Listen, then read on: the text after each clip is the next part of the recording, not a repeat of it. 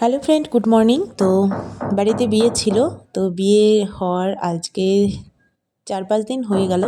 তো বর বউ এসছে ফিরানিতে, তো আজকে চলে যাবে। তো সেই জন্য বরের নাকি বাজার করে খাওয়াতে হয়। তো সেটারই আজকে খাওয়া দাওয়া, তো সবাই মিলে আর কি অ্যারেঞ্জ করছে। তো সকাল থেকে হেল্প করলাম সবজি কাটাকাটিতে। তো এখন হচ্ছে রান্না, আর রান্নার সমস্ত আয়োজন ছাদের উপরেই হচ্ছে আর কি। তো নিচে জায়গা কম, সেই জন্য ছাদের উপরে সমস্ত কিছু নিয়ে আসা হলো।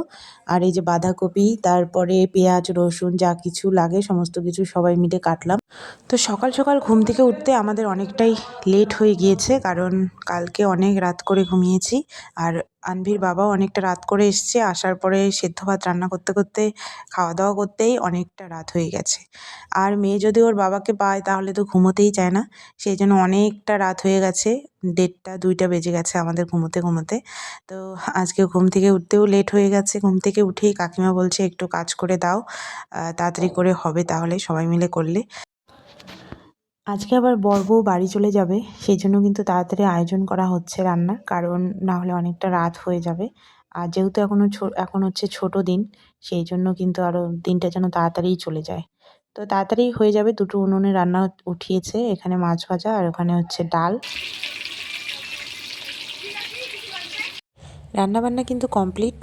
আর এইদিকে দেখো খেতেও বসে গেছে সবাই। আনভি আর আনভির বাবা খাচ্ছে। আনভির খাওয়া হয়ে গেছে, ওর বাবা খাচ্ছে। মেয়ে আবার বারবার করে গিয়ে বলছিল, মা সবার খাওয়া হয়ে গেল, তুমি কখন খাবে, তুমি কখন খাবে, মানে ও ব্যস্ত হয়ে যাচ্ছিল। তো পাশের রুমে আরও 2জন ভাড়াটিয়া ছিলেন, তো ওনাদের সঙ্গে একসঙ্গেই খেতে আসলাম। তোদের বাড়ি, তোদের ঘর, তোরা আগে আগে কেন খাচ্ছিস? বলো কেন খাচ্ছ বলো? চলে যাবো তো তাই খাচ্ছি, মাকেও বসাইলাম। এটা হবে না। এর বর তো ব্যস্ত মানুষ বাবা, একা একা আসে, বরকে নিয়েও আসে না। আরে আমার বর ফটো তুলছে, যখন ফটো সিজন না, এখন থাকে না বাড়িতে, রাত্রিবেলা মনে করো ভোর আসে 5টা-6টা এরকম টাইমে আসে। শাশুড়িটাও মনে আসতে করে না, খালি নিজেই খায়, জামাইকে আসতেও করে না। জামাই আসে না, শাশুড়ি তো সবসময় ফোন করে, শাশুড়ি শ্বশুর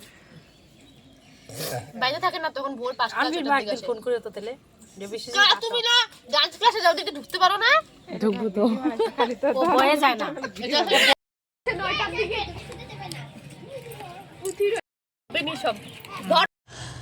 তো এখন আমরাও বসে গেলাম খেতে। আর যারা খাচ্ছিল এতক্ষণ তাদের খাওয়া হয়ে গেল, তারপরে এটা পরিষ্কার করে এখন আমরা বসে গেলাম। তো এই যে ভাত দিয়েছে, আর এখন দেবে ডাল। তো চলো খাবারটা খেয়ে নিই, তাড়াতাড়ি করে খেতে হবে, কারণ 4:30 এখনও বাজেনি, 4:15 মতো বেজে গেছে। 4:30 থেকে মেয়ের নাচের ক্লাস আছে, তাড়াতাড়ি করে খেয়ে ক্লাসে যেতে হবে।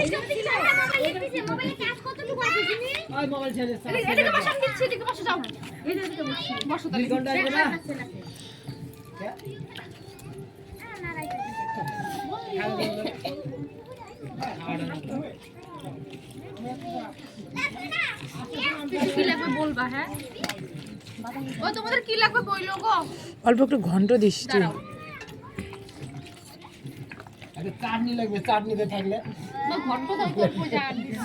খাওয়া দাওয়া সেরে রেডি হয়ে চলে আসলাম নাচের ক্লাসে। আর এই যে এখন ওদের ব্যায়াম করাচ্ছে। তো আগে ব্যায়াম হবে, ব্যায়াম করার পর তারপরে নাচ করাবে। বস, এদিকে বস।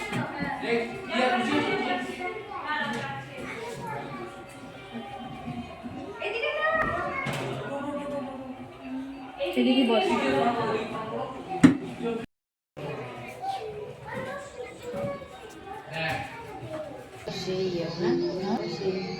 সবাই এমন না, বাচ্চা মানুষ বেশিরভাগই দেখি সেই চালাক।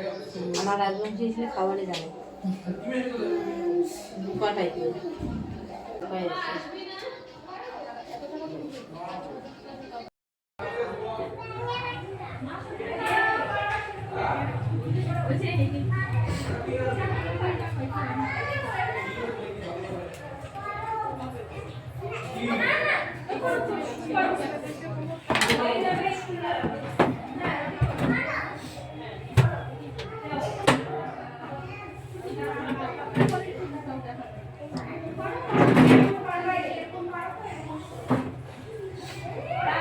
ক্লাস থেকে বেরিয়ে এলাম, আর দেখো গেট পড়ে গেছে, ট্রেন যাবে। তো এখন আমাদের দাঁড়িয়ে থাকতে হবে, কিচ্ছু করার নেই।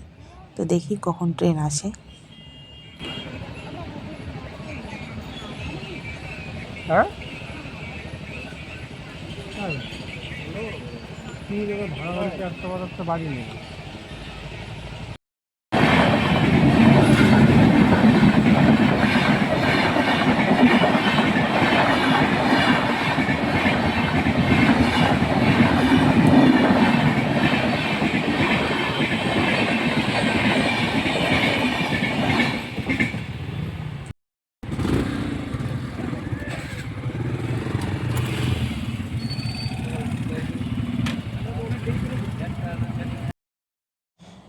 তো এখানে একটা সবথেকে বড় সমস্যা হচ্ছে রেলগেট।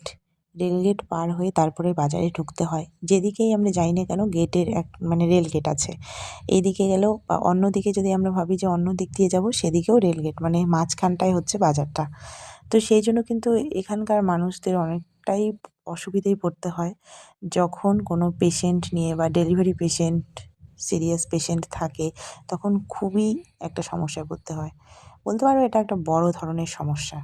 কারণ যখন মনে করো ১-২ সেকেন্ডের জন্যও কিন্তু একটা মানুষের প্রাণ চলে যেতে পারে যদি সেটা সিরিয়াস পেশেন্ট হয়। ডেলিভারি পেশেন্টেরও কিন্তু পরিস্থিতি খুব খারাপ থাকে। তো আর যতক্ষণ ট্রেন আসবে না ততক্ষণ কিন্তু গেট খুলে দেয় না। ততক্ষণ পর্যন্ত একটা খারাপ পেশেন্টকে নিয়ে গাড়িতে দাঁড়িয়ে থাকতে হয়। তো এটা একটা সবথেকে আমাদের এখানে হচ্ছে কি বলবো একটা অসুবিধার কারণ। এটা আমি জানি না কবে সলভ হবে কারণ সব জায়গায় ট্রেনের ফ্লাইওভার ব্রিজ থাকে কিন্তু এখানে নেই। সেই জন্য একটা বড় রকমের অসুবিধা এখানকার লোকের ভোগ করতে হয়। তো যাই হোক ভগবান যাতে সবাইকে ভালোভাবে পার করতে পারে এটাই আমি ভগবানের কাছে চাইবো। তো যাই হোক এই যে এখন দেখো চলে এসেছি বাজারে। বাজার করতে এসে প্রথমে নিয়ে এসেছি বাঁধাকপি। মেয়ে বাঁধাকপি, ফুলকপি এই দুটোই ভালোবাসে। বেগুন-টেগুন একদমই খেতে চায় না। তাই ওর বাবাকে বলছি শুধু আলু, বেগুন, পেঁয়াজ, আদা এগুলো নাও। আর মেয়ে ভীষণ মাংস খাওয়ার বায়না করছিল তাই একটু মাংস নিয়ে যাব। দুপুরে তো খাওয়া-দাওয়া হয়েইছে। তো ওই ঝাল মাংসটা অতটা খেতে পারে না। তো যেকোনো অনুষ্ঠান বাড়িতেই তো তরকারি ঝাল হয়। তো অতটা ভালো করে খেতে পারিনি। তো এইজন্য ঘরে নিয়ে গিয়ে রান্না করব। আমাদেরও খাওয়া হবে, ওরও খাওয়া হবে। তো চলো বাজারটা করি।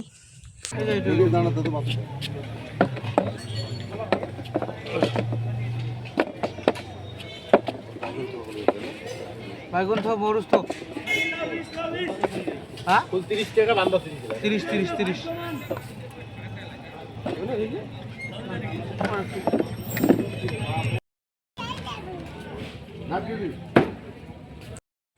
আনভি আর আনভির বাবা মাংসর দোকানে মাংস নিচ্ছে আর আমি এখানে দাঁড়িয়ে আছি। তো ঘরে যাব তাড়াতাড়ি করে রান্না করব আর আজকে একটু তাড়াতাড়ি ঘুমাবো কারণ কালকে অনেকটাই রাত করে ঘুমিয়েছি আর আনভি বাবাও কালকে সকাল সকাল চলে যাবে। তো সেই জন্য তাড়াতাড়ি করে গিয়ে রান্না বান্না করে ঘুমিয়ে পড়বো।